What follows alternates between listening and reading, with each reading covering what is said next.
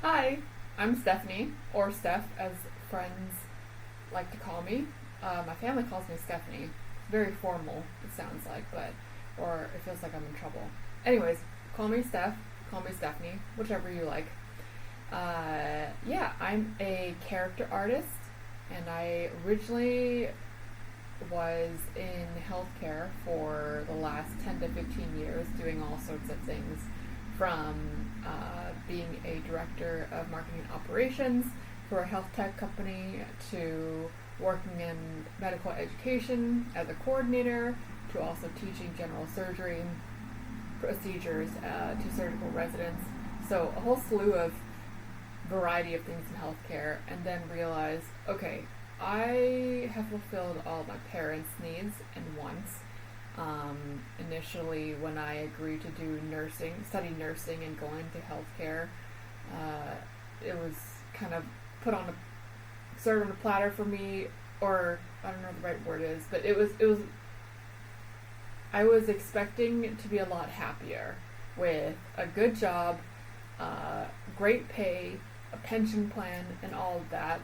But after working that for about 2.5 years, I'm like, damn, I am so sad. I don't know why I am so sad, because it just kind of like this doesn't make sense, because this is the equation for happiness, right? A pension plan, health insurance, over 100K pay, whatever that it was. Uh, yeah, but for some reason I was just really miserable. So I ended up quitting my job because I kind of checked myself into like a psychiatric facility or like outpatient facility to get some help, and then realized during my 3 sessions, the first 3 sessions that I had with the psychiatrist, that maybe my career is not leading to a lot of happiness and that there's some change that should be done. So then I spent the next couple of years exploring different art paths, and that looked like going down the paths of UX UI, digital illustration, comic book drawing and writing. I actually started an introverted comic series, and that was really fun. Then what else? I did oil painting, acrylic painting, tried animation, and then eventually stumbled on 3D modeling. I was like, wow, this is pretty cool. I realized in my process of exploration of art paths that I am not, my creative muscle isn't that strong. Like, I can't, it's hard for me to come up with new ideas of different characters or different worlds and all the intricacies of different new worlds, but I'm really good at copying art.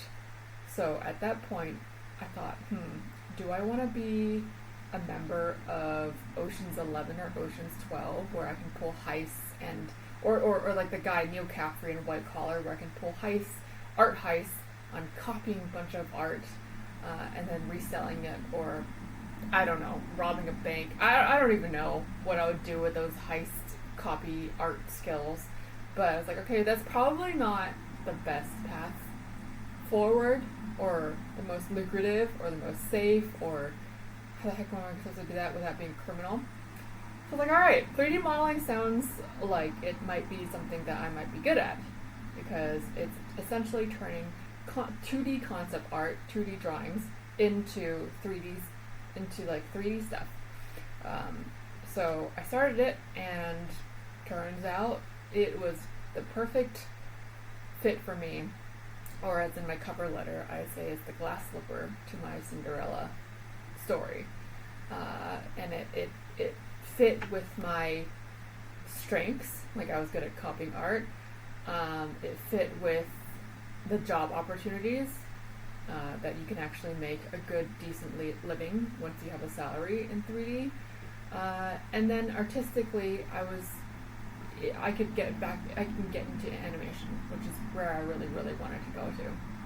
So after going to school for about a year and a half at this online school called CG Spectrum, studying advanced 3D modeling, I decided to apply to one internship just because I was like, whatever. I'll throw in my application just for funsies so that I don't feel guilty for not applying to anything this year.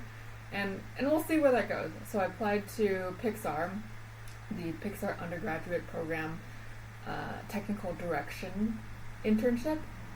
And lo and behold, a few months later, I get an email from someone at Pixar.com, and I was like, oh my god, this must be freaking spam. Like, how did I get on this email list? And then after further research, I realized, oh my god, it is not spam. Like, it's actually the real deal. Like, I cannot believe that Pixar is reaching out to me for an interview for the one internship I applied for. Are you fucking... Oops. Are you bleeping kidding me? Yeah, I freaked out and I cried. I remember dropping to my knees and crying, and it was an unbelievable moment where I just couldn't believe I made my dreams happen.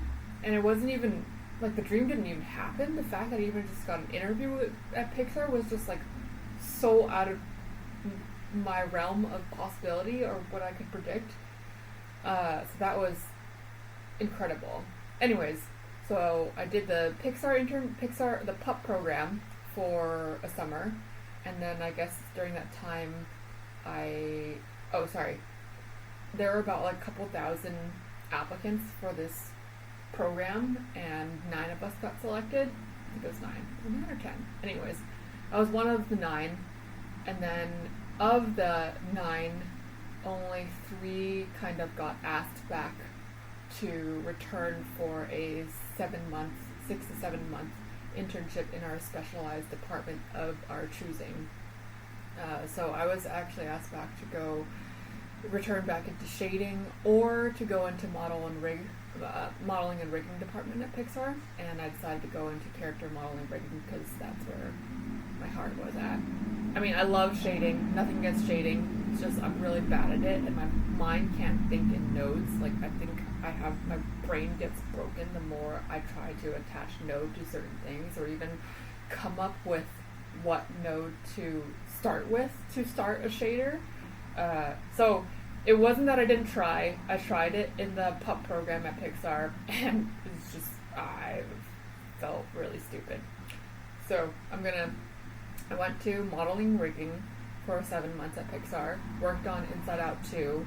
I did Riley's mom. I did Envy, the new emotion. I did like a visual development sculpt of Envy, the first translation of her in 2D to 3D, which was so cool. I'll have to dive into more of these experiences later. And then I did a bunch of background characters, like the faces of the backgrounds of characters, the sculpts of them. So after that, I went over to Epic Games and worked on Fortnite for 6 to 7 months with my mentor, Matt Thorup.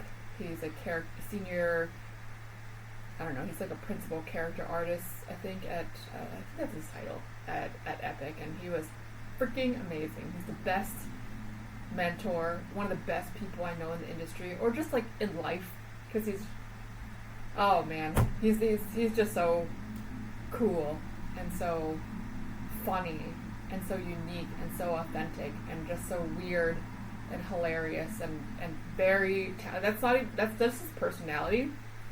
And I'm not even going into his skill level, but he's known as the Redbeard online. So check him out because he's great.